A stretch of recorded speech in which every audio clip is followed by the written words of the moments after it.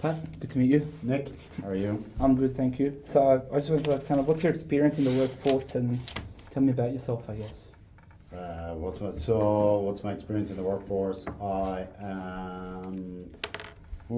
probably 25, no actually, I'm nearly 28, 29 years in the workforce. Okay. So that's a long time. What I do now is very different to what I started out doing, which has been a bit of an interesting journey. Yeah. So I left college with, I suppose, I don't know what it's called here, it's like an ordinary bachelor's degree. Yeah. In engineering, so that allowed me to kind of work as a technician, and so I did a couple of roles. One in a university as a technician in their biopharmaceutical laboratories. Wow, okay. I left there, then ended up working in a plastics manufacturing, and then went from there into Intel semiconductor manufacturer for about 6.5 years, and it was after that point that I then got my first role in insurance. Yeah. So my first role in insurance was as we'll call it an engineer surveyor. And over that time then, when I was in RSA, I went back and did my honours degree in mechanical engineering. And then I went back and did a master's in energy and renewables. And after I got my master's, then I started to move more towards kind of underwriting and risk engineering then, away from what was the surveying inspection stuff that I've done. Yeah. And then I've kind of moved to Australia, became head of risk engineering here at Aon, and then got bored of the risk engineering and decided I wanted to become an underwriter. So I moved over to Berkshire Hathaway, where I became a senior underwriter in their power and renewables book of business. And then I got approached to come back to Aon to work as a placement broker. So you can kind of see that I went from what was like a very hands-on engineering technician all the way through now to being an insurance broker in the kind of power renewable energy sector, which has been quite a broad sort of career transformation or journey, if you want to call it that. I guess on that fact, so you've been, working for 29 years. I'm sure you've seen roadblocks between somewhere there. I'm sure no one's path is perfect. Would you say it's a good thing that you got to experience different types of jobs, different working styles? So now, when you are applying, when you're working, you have experience in different places. People shouldn't necessarily be worried about sticking to one particular thing and kind of broaden their horizons if they get a chance, I guess. Yeah. I think earlier in your career, the broader you can be, the better. Yeah. And kind of try and take in as much of the experiences that you get. Yeah. And then start to kind of get a feel for a little bit like when you're doing your degree. Yeah. Sometimes those first couple of years is pretty broad and you're sharing kind of subjects and classes with other streams, and then you kind of you get more specialized in your major or whatever. And a little bit like work, you want to kind of go broad a little bit and kind of see what it is you like and want to do, and then you can kind of start to specialize as you go along. And the more things that you do that are different, you kind of bring all of those experiences together when you do kind of get to that point that you want to specialize in something as well. So every experience is valuable. Yeah. That's what I would say. And you'll always learn something once you're open to learning and have that kind of growth mindset. Yeah. But you'll find there'll be times in your life further on where you'll go back and go, oh, I remember doing that, or this feels like that, so I might try this. I think I agree with you. I started very young, so I kind of been across a bit of everything. Yep. And I feel I worked hard to get into my job, but I feel there's a bit of luck, I think. And there's also if you were to give tips to the younger generation now, how could they stand out in the workplace? You always hear work hard or do really good at school, but that's a given thing. What are your 3 tips, I guess? Yeah, well, I suppose work hard is probably one kind of mantra that gets bandied about, but I think there's a couple of things for me when I look at people around the office and the workplace. Kind of one is initiative. Yeah. Those that show initiative, I think, stand out quite easily. Those that have that ability to not just kind of do what's asked of them, but to kind of preempt what's coming next, or if there's something additional that would add value to that bit of Yep. work that they're doing. So I think that that initiative is key. The other one is kind of, I suppose, well, I was going to say working smarter, but working is time management, Yeah. and is really trying to figure out what you need to spend your time on. Yeah. And so during the day, for everybody, regardless of whether you're CEO or your entry level, there'll be tasks during the day where you kind of have to prioritize what's important, Yeah. what you spend more time on, and what you spend less time on.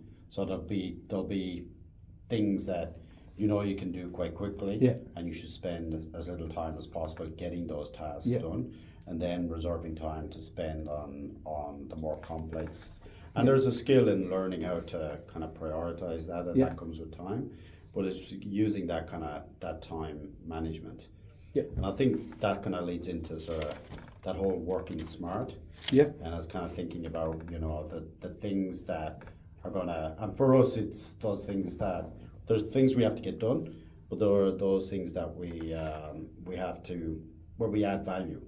Yeah. And it's making sure that we're always kind of adding value, and I think that ties into the initiative piece as well. I guess when people are hiring, or if they want to get promoted, it's kind of like, what is like the key skills that you would see across different works? I imagine like Excel would be a good thing to have. It's quite transferable across multiple different industries, right? Yeah. People skills, I've heard a lot. Yeah, well, I think there's, it depends if you're thinking in the realms of, say, promotions, it's always going to be around kind of leadership. Okay. So not necessarily leadership in your ability to manage people, but leadership in the terms of you standing out as somebody that knows what they're doing. Yeah. And that people will kind of look up to you and respect you for what it is that you are good at. Yeah. And that usually kind of stands out then to, say, your managers or leaders and your colleagues. So then, that kind of provides the framework for getting you promoted. Now, what makes you stand out, as you said, that could be using Excel, it could be putting together good reports, it could be, your time management, it could be kind of the initiative. It'll be kind of a mixture of things like that. But it's kind of having that, it's kind of being all around good at your job. Yeah. So the way I look at it is, you need to be really good at the basics. Yeah. And you need to be able to demonstrate that you can do those basics really well, and then show that you've got that sort of initiative and ability to keep learning and developing and being able to, if somebody gives you more complex tasks, that you take the time to learn how to do those and build on the basic skills that you've achieved as well. I guess going back onto the part where people who already have the job, they want to progress, they want to get promoted. I guess my understanding is that it's not so much, you could be really good at everything. You could be, quite the force, you get everything done. But like a real kind of a leader is more of a force multiplier of anything. It's someone that can kind of get multiple, you could be the best on your own, but if you can lead multiple people who perform at their peak around you, you'll always be better than someone who's on their own. Yes. In a sense of being like a force multiplier, right? Yeah. You can't be a one man. You can only be a one man army for so long. Yeah. Okay. Yeah. No. I think that's a great advice. I think a lot of people always wonder, like, what if I can't do it on my own? What do I do now? I guess my two things. Sorry, go on. I was going to say, well, that's what kind of that leadership piece is about as well, as being able to lean on the people around you. Yeah. Get the best out of those people, but also use them because you won't be the best at everything. No. There'll be certain things you'll be good at. There'll be certain things you may be not so good at, and then it's being able to rely on other people to complement your skill sets, and that's what a team is about, and that's what leadership is about. Yeah. Is that being able to identify what people are good at, being able to match the team to complement each other, and leadership is about essentially optimizing that as well. No, I think that's a great point. I guess like finally, in a sense, it's just kind of a bit of wisdom. I know, like, I'm quite young, in the workforce, and I find that, at least for me, is like I'm good at maintaining my stress, but sometimes I feel like no matter how much you work, no matter how much work you get done, there's always more coming. You can never get a breath of fresh air. And I feel like a lot of people, even at uni, they sometimes feel like, they'll have one assignment, they'll do another one, and they never get to any fresh air. And they look around, everyone else seems a lot more relaxed. Everyone always seems like, oh, it's all fine. What's kind of like some wisdom to someone who either stresses or just any wisdom in general, I guess? The wisdom in general is when you look around at other people and think they're not stressing, they are actually stressing. Yeah. They're actually in probably very much the same boat as you. Yeah. They just manage to hide it better. I think from a stress management perspective, one of the things that I've kind of learned, and it took me a long time to learn it, is ask for help. Yeah. And is identify pretty quickly and early if you are feeling overwhelmed, if you are feeling overloaded, and ask for help. Because typically what happens is you end up then not asking for help, falling behind, and then it looks like that you're not bothered or you're being lazy or whatever. Whereas if you're continually, asking for help and genuinely overloaded, people will listen and people will try and help. Stress is always going to be there. Yeah. It's just learning how to manage it. And I think what we've got to be better and good at is being able to just switch off. Yeah. So it's being able to kind of go, right, I've done as much as I can do today. I'm going to go home and then now is my time to switch off and come back tomorrow. Yeah. And a lot of that relates back to what I said earlier. If you're managing your workload and you're kind of prioritizing, you're not going to get everything done every day. No. So you kind of and the way I've always looked at things, and I look at it like this when I'm broking, when I was underwriting, whatever, I reverse engineer. Yeah. So I go, what date do I need to have this done by? Yeah. What is that deliverable? And then I might have another task and I look at what date is that to be done by, and another task, what date does that be done by? And then I reverse engineer back to kind of go, right, well, I'll need to have X done and Y done so I can get that deadline. Then I'll need to have X done, Y done to get that deadline, and continually working back to make sure I leave myself kind of enough time. But then it comes to, today I look at, right, well, in order to achieve those goals or those, deadlines, milestones, I need to be doing these 3 or 4 things today. Yeah. And then tomorrow I'll need to do these 3 or 4 things to meet that next deadline. Yeah. And when you do that, you always feel like you're somewhat in control. Yeah. There'll be always things that will come at you outside of your control. Can't control everything. But if you feel like you're gonna at least have a plan around meeting the deadlines, how you're gonna juggle work around. And what it means too as well, I call it it's kind of like the Tetris, Tetris? Yeah. So what happens is people drop, additional jobs on you or whatever. But because I can see where the gaps are, and that I can see that it can fall in there, I can take care of it. Then the next day comes up and I see, oh look, there's a gap there. Somebody's asked me to do something, I can drop it in there and get it done. But I can see that I still have to get these pieces done. Yeah. But there is gaps because I'm managing all this that I can take on some of those additional. At some point in time, like that layer is full, and you kind of go, I can't do anymore. And you thought, sorry, you'll have to, or I'll get somebody to help me to do that or whatever.